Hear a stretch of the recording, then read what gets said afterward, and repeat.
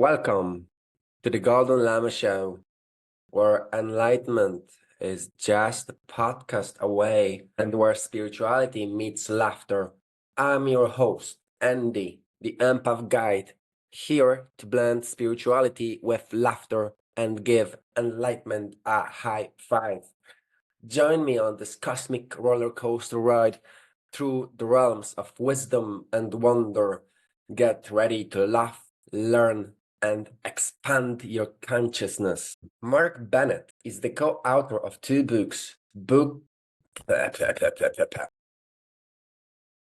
mnie? Okay, cool. Mark Bennett is the co-author of two books, both of which he wrote with international best-selling author Richard Lawrence, namely Prayer Energy and God's Guides and Guardian Angels, which was voted the best book of spirituality 2007 by readers of Kindred Spirit magazine. Prayer Energy has been translated into French and Japanese, and God's Guides and Guardian Angels to Russian and Portuguese. He is an international director of Atheris Society, a worldwide spiritual organization whose teachings of King Yoga he chose as his spiritual path at an early age. His varied work includes spreading spiritual wisdom through giving radio interviews and lectures around the UK. His television appearances include being invited as an expert to take part in two live debates on the BBC show The Big Questions, with an estimated million viewers per week. Mark was born in 1980s in southeast England. He studied Chinese, language, history, and philosophy at the University of Cambridge from 1998 to 2002, where he attained the highest prize-winning first-class degree in his subject this year. He then worked briefly in the publishing industry before starting to work full-time to the Atheris Society. Mark has traveled extensively, having spent time not only in China, but also in Europe, India, Mongolia, West Africa, and Caucasus. He currently lives in Fulham, London. Thank you for being with us, Mark. It's a pleasure to have you with us. Thank you, Andy. It's great to be here. We did find on a matchmaker, and I found your profile intriguing because you speak very confidently about many things that not many have the courage in the heart to speak about. So tell me, how was your spiritual awakening? Well, for as long as I can remember, I've had some basic interest in spiritual matters. I was brought up, probably like most English people were at the time, and probably still are today, in not a very religious household, but the nominal religion was the Church of England. So we might go to church once or twice a year. But it wasn't a strong environment of real faith. People were filled, even religious people around me were filled with doubts and confusion. And it was quite evident to me that what was being presented to me wasn't the full picture of what spiritual truth really is. And from there, it was a gradual journey which led me in my early teens to the conclusion that the meaning of life and the existence of extraterrestrial intelligences were inextricably linked. I didn't really understand quite how, but it was an intuitive feeling. They were that in order to understand what God is, we need to understand what the universe is and what life is like elsewhere in the universe. And then as time grew on from that, I became more open to the idea that other beings in the universe may actually know more about the existence of God than we do. Do you think aliens label God the same as we do? Is it the same spirit for them too? I think it's a very much more advanced, they have a very much more advanced appreciation of what God is. Now, of course, even on Earth, there are many different ideas about what God is. Even people from the same religion may have very different ideas. I don't think probably many people today, hopefully not anyway, believe in God as an old man on a cloud with a long beard who's angry and loves some people because they go to the right church and hates other people. I think hopefully that society as a whole has generally moved beyond that. But I think still there is a tendency in many religions to view God as a very personal, human-like intelligence. It's as if, rather than God creating us in his image, it's like we're creating an image of God based on what we're like. And I think, although I'm not trying to criticize other religions, I'm just saying that I think this concept could be made broader. And I think it's helpful to us to look at God in a very unlimited way, as unlimited as possible. Now, of course, we're limited beings, so we cannot grasp the vastness, something beyond infinity that is God. But we can try.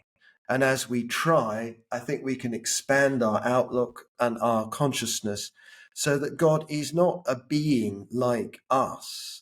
God is, in fact, the totality of all consciousness. God is unmade. God does not come from anywhere. God does not live anywhere. God is the totality of existence and more even than that. How does aliens come into the picture? Well, I think that throughout the universe, as you might imagine, that some planets are more advanced than us and some are less advanced than us. Some extraterrestrials are good and some are bad, to put it in very simple terms. So there are some planets that are much more advanced than we are, not just in terms of technology, but in terms of spiritual understanding. One big problem we have on this earth is the conflict between science and religion, which is completely nonsensical because both science and religion should be about truth.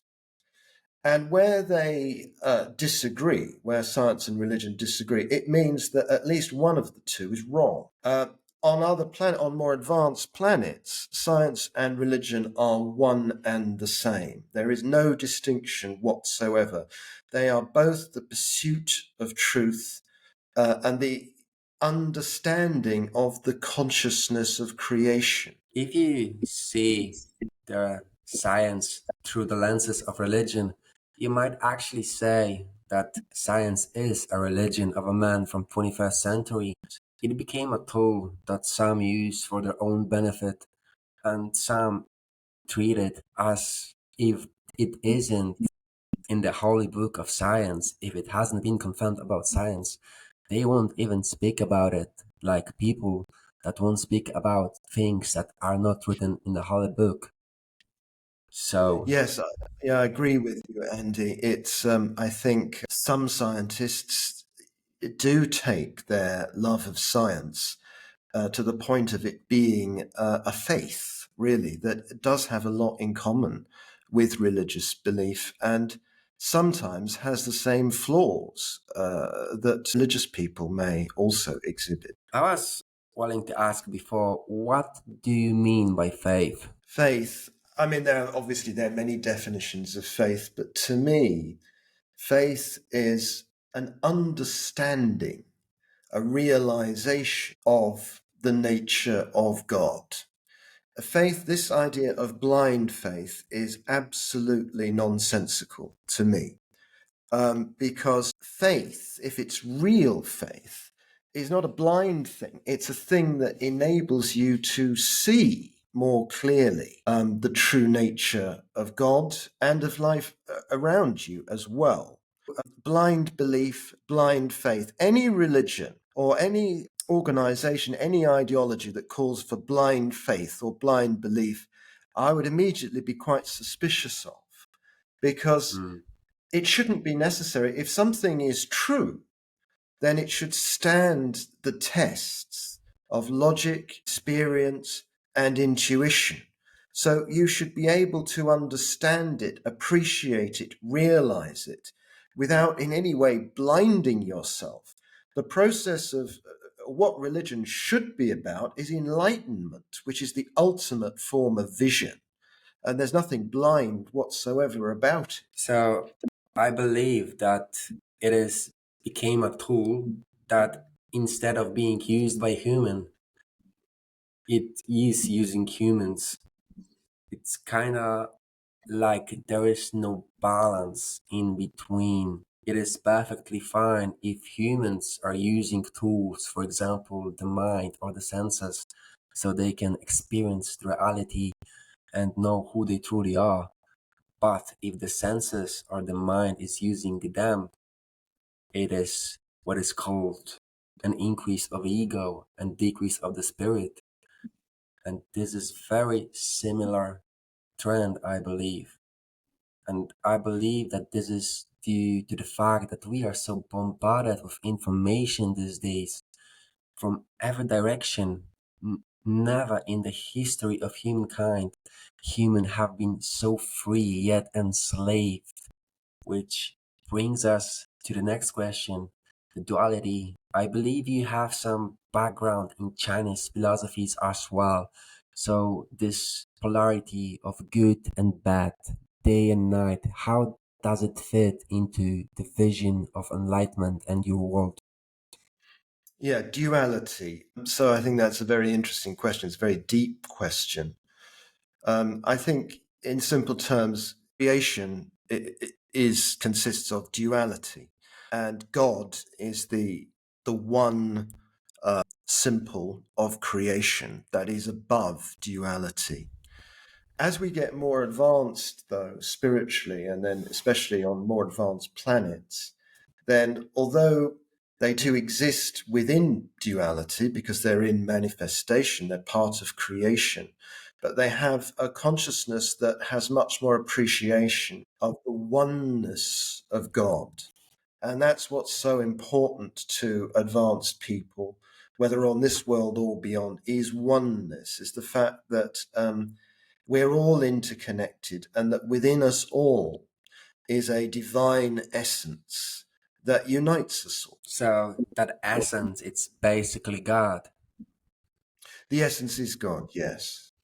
And do you believe that there are bigger or lesser gods? Well, there's only one God ultimately, which is this totality of all consciousness, and beyond even that, that which was not made, that which does not come from anywhere. But beings who are on other planets, who are much more enlightened than we are, we say that they have God consciousness.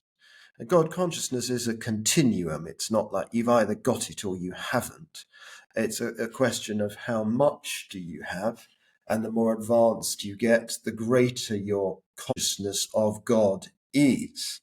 So, as a term of respect, we sometimes refer to advanced beings from other planets as gods.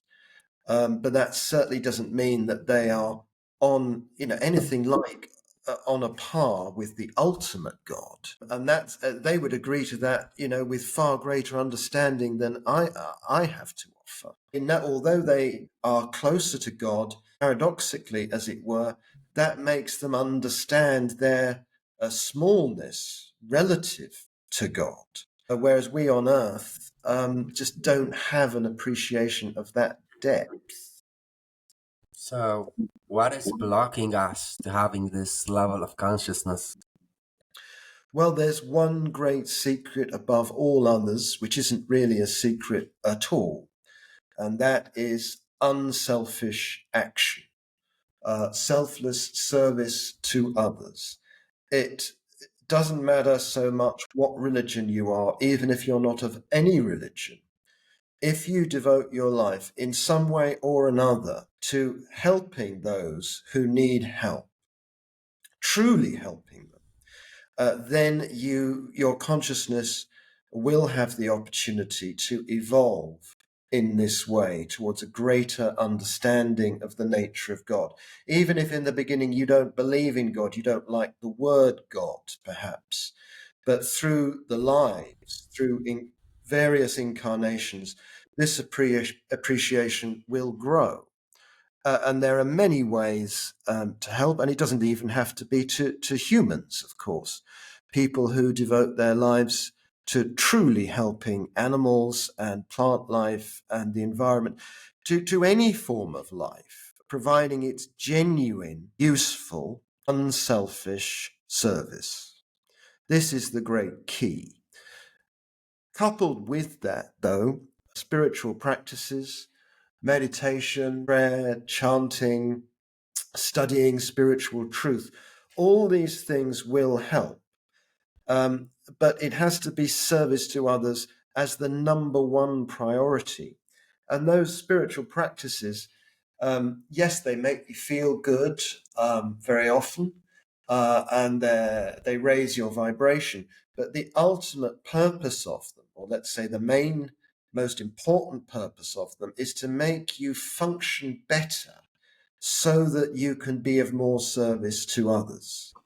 If you're just meditating all day long because you like it, but you never help any other living being, then you're just missing the point. Karmically speaking, you won't be able to live like that forever.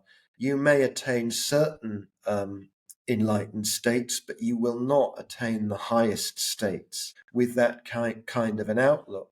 Whereas someone else who might on the surface appear much less spiritual, in inverted commas, but is really doing some good, could advance a great deal. How do you know if one is spiritually advanced? Well, I don't myself. I can't look at someone and say how spiritually advanced they are. And it's also, in one way it's very simple, but in another way it's very complicated, in that you could be very advanced in one way and not at all advanced in another. And we see this with some of the great geniuses from history who have produced fantastic works of music or art, for example, that have inspired millions and continue to do so to this day. But in their personal lives, they may have behaved absolutely disgracefully. They may have had some very bad habits, being violent, all kinds of faults that perhaps an ordinary next door neighbor type of person would not have. So you could be, very advanced in one way and less advanced than normal in another way. So it's not just a sort of simple grade system, which I'm very glad about, actually. I think it makes the kaleidoscope of life that much more interesting, and the nature of God that much more interesting, that these things aren't all straightforward and simple. You can't just look at someone and think, yes, I know how advanced they are because they do this or they do that or they don't do the other. You have to look at the whole individual, and without some pretty advanced psychic and spiritual powers, I think that it'd be a very, very difficult thing to do, if not impossible, to really evaluate someone's advancement. We don't really need to evaluate other people's advancement. What we need to do is worry about improving ourselves and helping others. The only time we need to really, as a general rule, to concern ourselves with how advanced another person might be is if we are choosing a spiritual teacher. Because you obviously want to choose a spiritual teacher who is more advanced than you are, or it's pointless. So you have to make that judgment if you want that help. It can be a very difficult thing to do. Again, they don't always look, the best teachers don't always necessarily look like we expect them to look.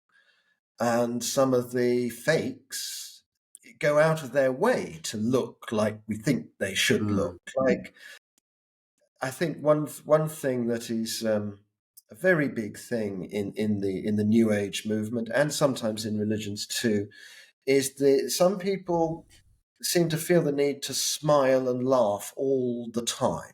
And, you know, I've nothing against smiling and laughing, of course. And I'm not saying that everyone who smiles and laughs is a fake. Not at all. I think it's good for a spiritual teacher to have a sense of humor and to smile and all that kind of thing.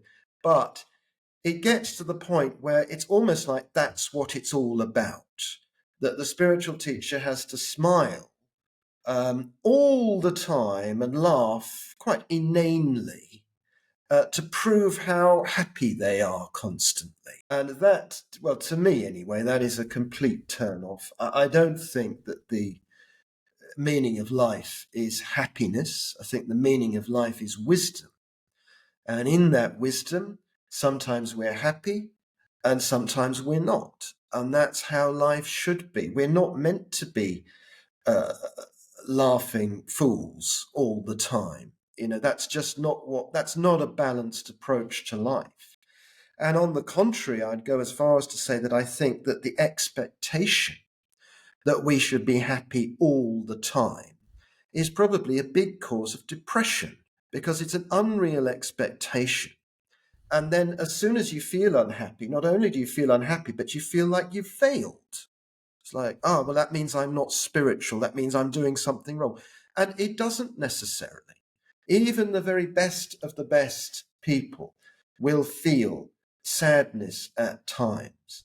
And imagine if you didn't feel sadness, that would mean that you had no feeling for the suffering of others, that you were never moved, you know, really moved by the plight of humanity. And that you just, you know, lived in your own pseudo bliss world. So one might say that it is even a coping mechanism as running away from life. Well, if it is a coping mechanism, it's not going to last that long. I don't think Mm, it's certainly not a solution mm, um, forever, because mm. you know life just isn't like that, and nor should it be. And I'm very glad that it isn't. You can only run away for so long, and eventually all emotions are tools as well for us to experience ourselves. But Absolutely. if there is too much of emotion, it's gonna damage the internal organs. So for example, laughing will damage the heart, or this uncontrollable joy. Also, there is this concept called inner smile of internal alchemy of Tao, which is smiling upon your organs to let them know that you're thankful for the hard work they're doing daily for you.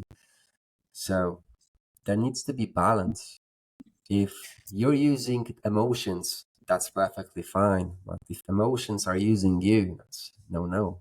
Well, emotions are about experience, and I Mm, think you're right that you know we can learn from our emotions, but at the same time we shouldn't become the victim of our emotions, as most of us are probably from time to time at least, and some more than others. But emotion itself is not a bad thing or a good thing.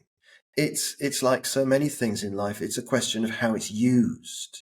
You know, does it help us cultivate compassion and understanding? Does it help us cultivate detachment so that we can grow stronger when we need to? Or, you know, does it make us dysfunctional? And every experience that we go through, this is easy to say, but much more difficult to live. Every experience we go through is an opportunity for growth, is a choice to make the right decision or the wrong decision as a result of it. Actually, I saw something, can't remember where it was now, quite interesting on social media recently. And it's actually, I think, a lot more profound than it may seem.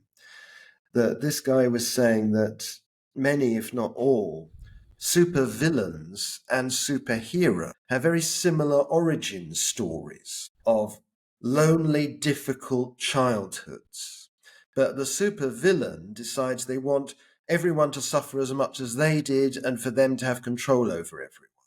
whereas the superhero wants to save everyone from suffering, perhaps because they know what suffering is like.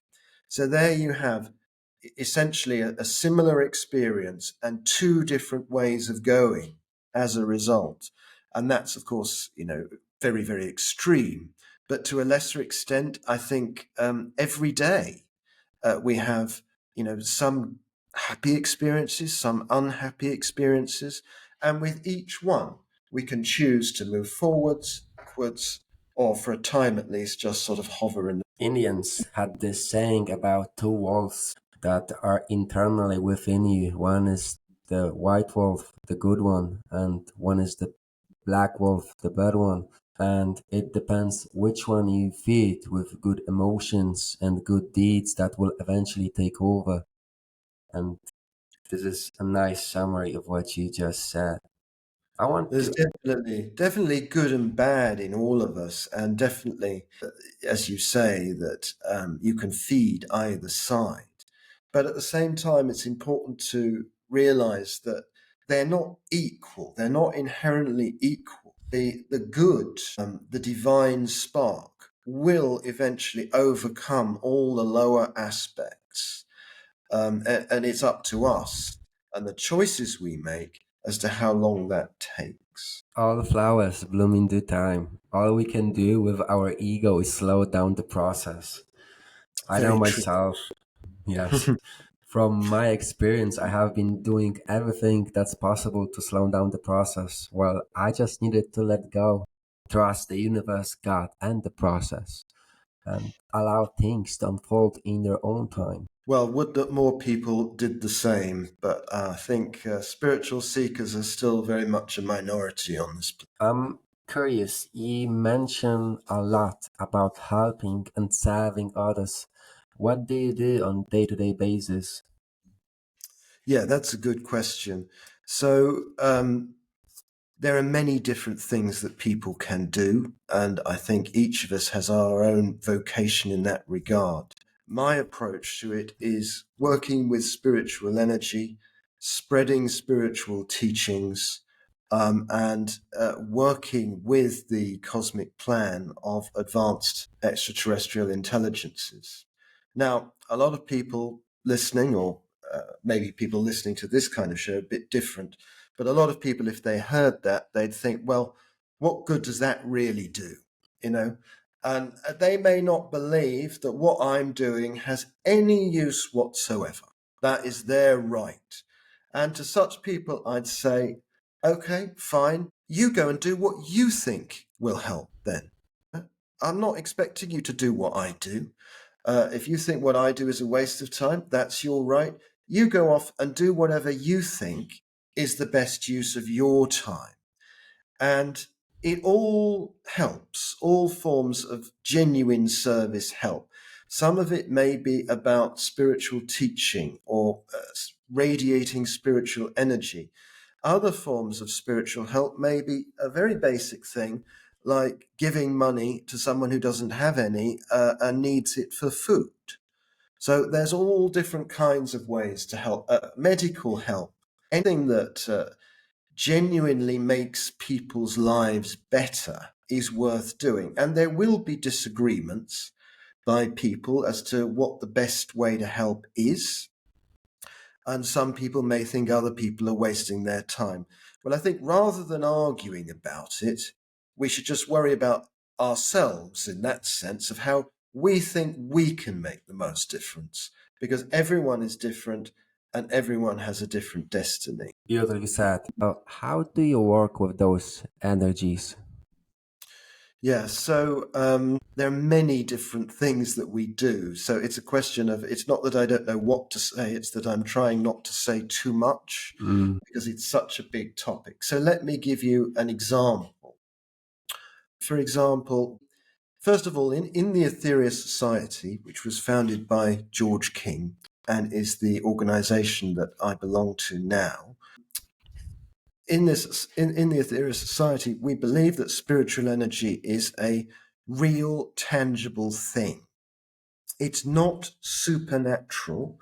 It's a part of nature that is just beyond conventional scientific understanding, but there'll come a time when it is understood by science because it's an energy, just like electricity is an energy. It's a real thing. As such, it can actually be stored. So, one thing we do is called Operation Prayer Power, where we invoke spiritual energy through visualization, prayer, and mantra, and transmit it into a physical container. And one thing this container has within it is crystals. And this container, it's called a spiritual power battery, can store quite a lot of spiritual energy, which is then later released. Now, when it's released, you could have, for example, you could have a few people filling the battery with this energy over a period of weeks. And let's say you've got 1,000 hours of energy in that battery. You could release that energy in just a few minutes or a few hours. You could release it very quickly. So it goes and direct it to exactly where it's needed. Now, where the direction comes in is that we make a request to advanced extraterrestrial intelligences, and they then direct this energy using their advanced technology. So the energy will go far more directly, far more potently to bring about the greatest possible good at that time. And this also is very powerful from a karmic point of view and enables the ascended masters to release more energy as well.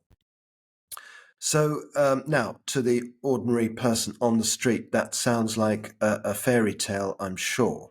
And all I can say to that is, if you can at least be open-minded that something like this could maybe be possible, then is to give it a try, because I can't show you how the cosmic masters direct the energy. But if you take part in Operation Prayer Power with an open mind, just for not that long even, everyone's different, but you will begin sooner or later to feel the energy flowing through you in a very real way. And actually, I started doing this as a teenager and I was shocked.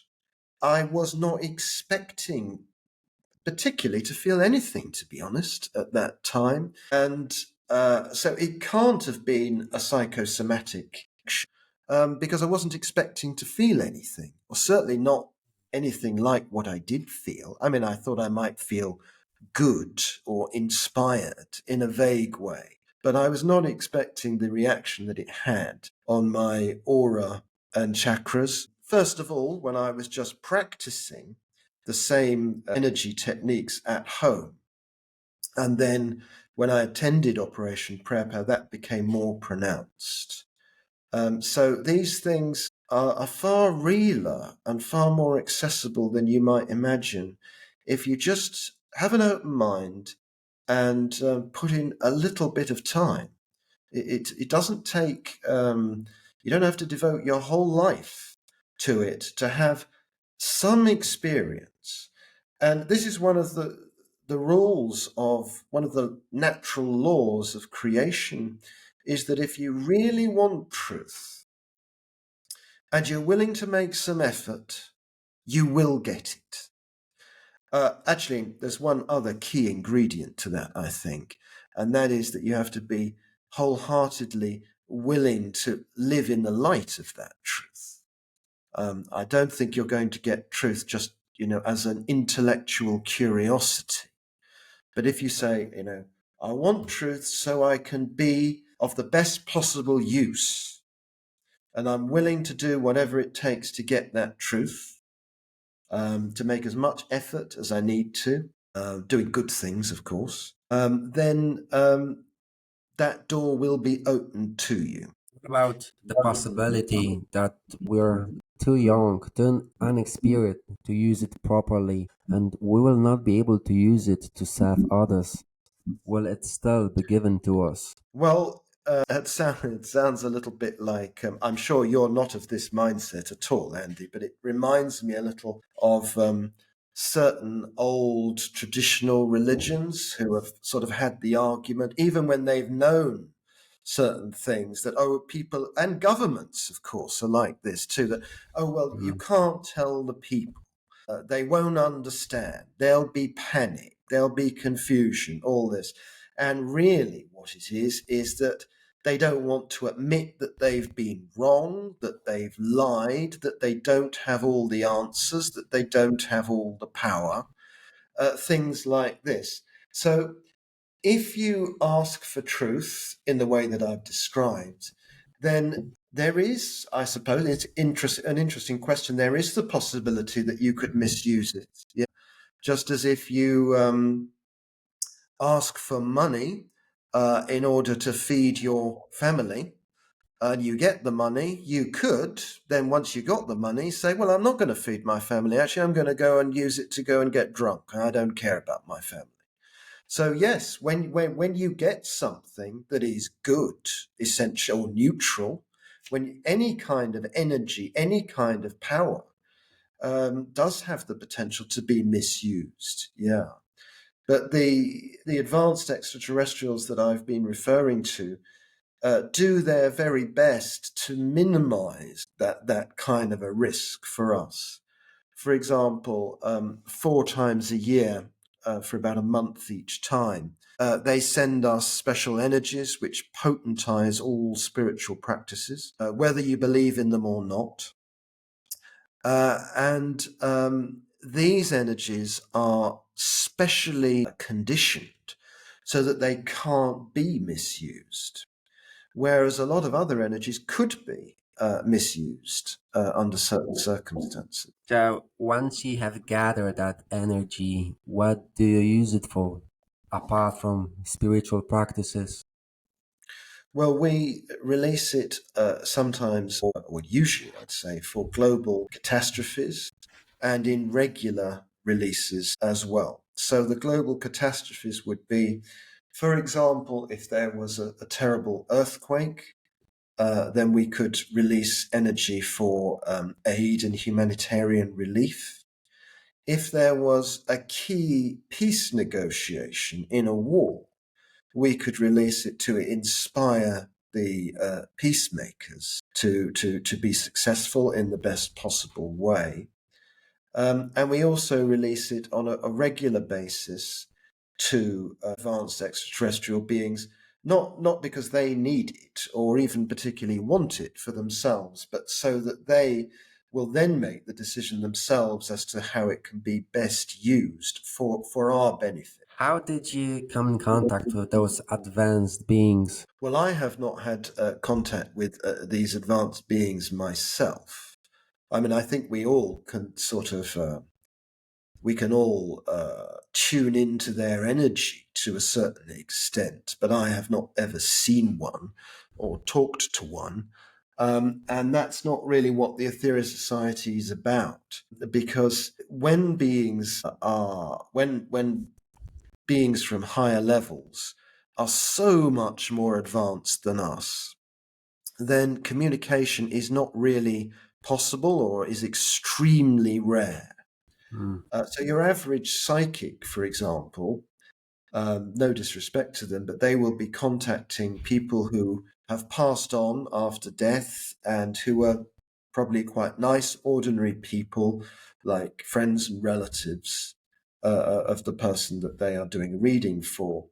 You know, those people, the medium and the person they're communicating with, will be on a fairly similar spiritual level. There may be some difference, but it's not a colossal difference. Whereas these beings that I'm talking about are millions of years more advanced than us. So they, for various reasons, which would take quite a long time to go into, it's not really possible. The Mm. communicator, the medium, or even the contactee, as a general rule, should be at least on a similar level of advancement. And that's where George King was very, very unusual. And that's why they chose him as primary terrestrial mental channel because he was an exceptionally advanced person with unique abilities who could communicate with them pretty much flawlessly or to an extremely high degree, and then also had the experience, discipline, determination to relay their message to us in a way that was not contaminated, and also to act upon what they said. So it seems that they would be not willing to sacrifice the state of the mind and the state of the soul to reach us on those lower level. So we That's a need great to. Well, no, that's a great question, actually, Andy, because that is exactly what sometimes they do actually do. But they can't do it from where they are. First of all, they reach out to us as much as they possibly can. So even communicating through George King, for them, work was sacrifice. It wasn't for their own advancement or entertainment.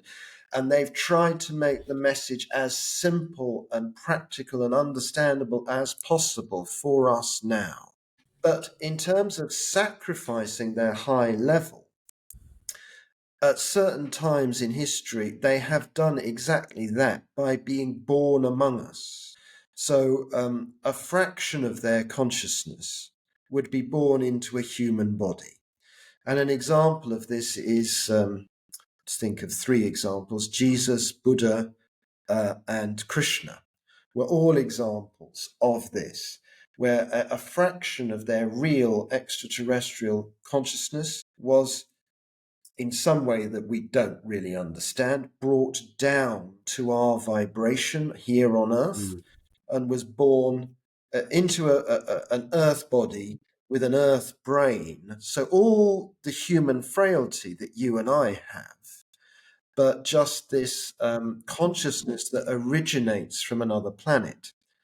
And some of these beings, don't even know that they are actually from other planets, but they somehow intuitively know that they have a job to do. They may realize where they're from over time, or they may not, as far as we know. But they are guided by this higher self, which in their case is from another planet, which will drop them superconsciously how to fulfill one or more great acts of spiritual service that will take humanity forward. So you're saying that at one level, the soul is dividing into smaller pieces, so it can not only experience itself, but help those in other planes to transcend them. Basically, yes. I don't think that people like us, well, certainly I could not split my consciousness, but these beings have much. It's not just a question of it's on a higher level, but there's also, as it were, much more of it. They are more complete beings than us. So one tiny fraction of their consciousness would still be a much more advanced consciousness than a human being's. And yes, they bring it down to lower levels of existence, lower frequencies, in order to be able to help us here on the ground. Is it only one planet that is helping us? No, it's several planets, and this is where, if this message didn't sound far out enough already, this is where it gets quite difficult for some people to understand or believe, which is completely understandable, is that actually these beings come from other planets in this solar system. But the point is that they don't come from this plane of existence. So if NASA sent an astronaut to Venus tomorrow, and the astronaut could get out and move about, they would not see the extraterrestrial civilization that exists there. They may see environmental conditions that are completely different to the higher planes of existence that exist on the planet Venus. Just as on this Earth, there are higher planes of existence that people cannot see unless they're very advanced psychics. I like to say that advancement is a duality trap itself. So if you believe that there are advanced people, there are those that are not advanced at all, and this will keep you in this duality trap, because if we are all from one source, how can left hand be more advanced than the right leg? It is our ego saying those things. And once we are able to let go, we realize that there are no levels, and there is no up and down, and there is just being. Well, in terms of understanding that all is one, all has God, all beings have God within them equally, then in that sense, I'd agree with you. But in terms of the duality in which we live, it's not as great as the reality that is the full oneness that is God. But it is still something that we need to navigate paradoxically in order to transcend it. We can't pretend it doesn't exist. We need to accept it, understand it, work with it, and not just either as some kind of necessary evil, but as it is all a manifestation of godness. Maybe a very low vibration of godness, but it's all part of that one eternal reality that binds all things, that exists within all things and is all things. And that's what we call God. It doesn't matter what you call it, really, if you call it Brahma or Jehovah, or you make up your own word. It's the concept that counts, not the label. Concept. It sounds like the concept itself might be created again by humans, by our minds. And our mind has this tendency to believe the craziest things, and using the mind to understand the realms of spiritual doesn't make sense. I believe we need to Well, if let you go of don't senses. use the mind, what else do we have? We have the heart, you could say, we have the Mm, soul, we have the mm, spirit. mm, But all of these things work with as well. The mind isn't a bad thing. mm. It's a question of how it's used, just like money, like spiritual truth. If we get too wrapped up in intellectuality, in sophistic debate, then that's a misuse of the mind. Or if we use the mind to make some horrible weapon, that's a misuse of the mind. But to use the mind in conjunction with other faculties. I think that, that's what the mind is really for. That's why we have a mind. Ultimately, it is to know God, to know divinity. So let me ask you, because we're running out of time, if people would like to know more and hear more about you, from you, to see if what you preach is aligned to them and that could be of service to them, how would they find you, and what could you give them? Sure, thank you for that, Andy. So my website is markinfo.co.uk. So that's markinfo.co.uk. And you can also check out the Aetherius Society website, which is just aetherius.org. That's AETHERIUS.org.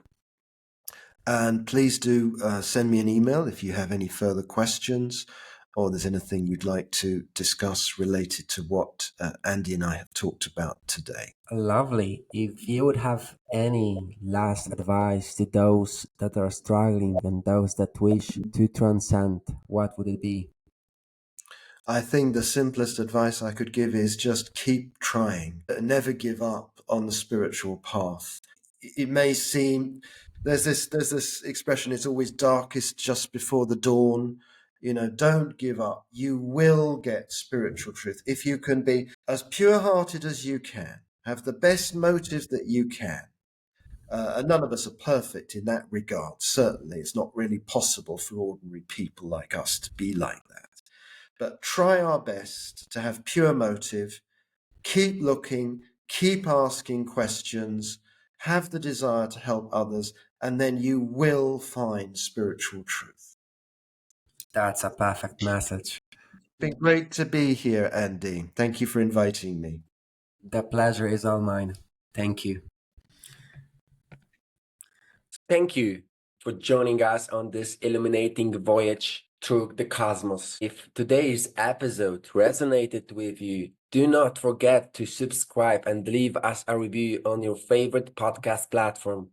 Stay connected with us by following us on social media or visiting our website. Remember, the light of truth shines brightest when shared with others. Until we meet again, may your path be blessed with love, laughter, and limitless possibilities. This is Andy signing off with gratitude and sense of purpose. See you in the next episode.